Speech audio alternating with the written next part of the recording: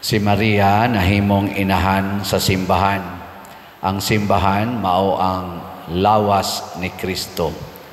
Nya mo nang gitawag sad si Maria, gitagaan siya ng titulo nga inahan sa simbahan, Mother of the Church, tungod kay siya may inahan ni Kristo. Lingiyay mong tupad na musugot ka nga inahan ni Mos Maria. Kay kita man ang kauban sa simbahan.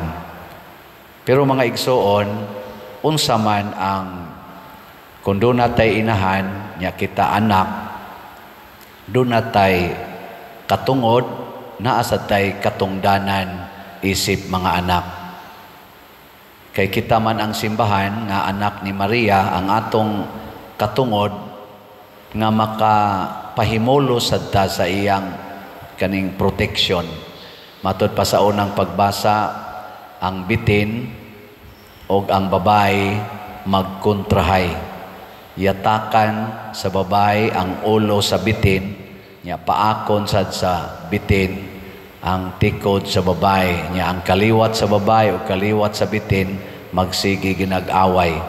So kita, kung ang atong kontra mao ang yawa or ang bitin, lupig kita. Muna nagkinahanglan ta ni Maria, ato na siyang katungod, right na nato nga mangayo gitag panabang ni Maria isip inahan. Muna malig-on ta batok sa mga libakira, batok sa mga makasasala, sama ng mga palahubog, mga manuyupay, mga bitay, dili na ta matandog kay ana, basta mudangop ta ni Maria. Ato lang ng ingnon, mahal nga birhen, ikamay akong inahan, liguna ko batok aning akong banang palahubog. Ana baron. Ang bana sad maingon sad Ginoo, mahal nga birhen, liguna ko batok nining akong asawang yaw-yawan. Ana, ang mga ginikanan sad, mahal nga birhen, imo man jud kong anak, liguna ko batok aning ako mga anak nga tapulan. Dagko lang kaon, mapahimuslanon kayo.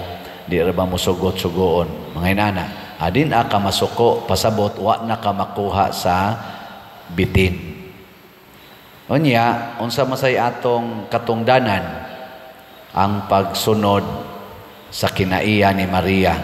Nganong nahimo mang bulahan si Maria, gisulti na ni Hesus sa atong ebanghelyo karon. Niingon siya, bulahan, hinuon sila nga namati sa pulong sa Dios ug nagtuman niini. Si Maria, mga igsoon, wa mahimong inahan tungod kay gipili ra siya. Ang una gyud nga gibuhat ni Maria, nagsigi siyag paminaw sa pulong sa Ginoo unya iyang gituman. Ato nang katungdanan mo nang manimba gyud, mubasa gyud Bible, mutambong gyud aning mga recollections ug uban pa. Karon ang atong kalibutan gihasol niining kagubot o kalisdanan, labi na ta dinhi sa Pilipinas. Apan uban ni Maria, maminaw ta sa pulong sa Dios ug magtuman niini.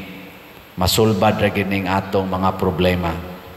Way problemang dili masulbad basta naay inahan nga langitnon. Wa say kalisod na dili mugaan basta naa ang atong inahan nga langitnon.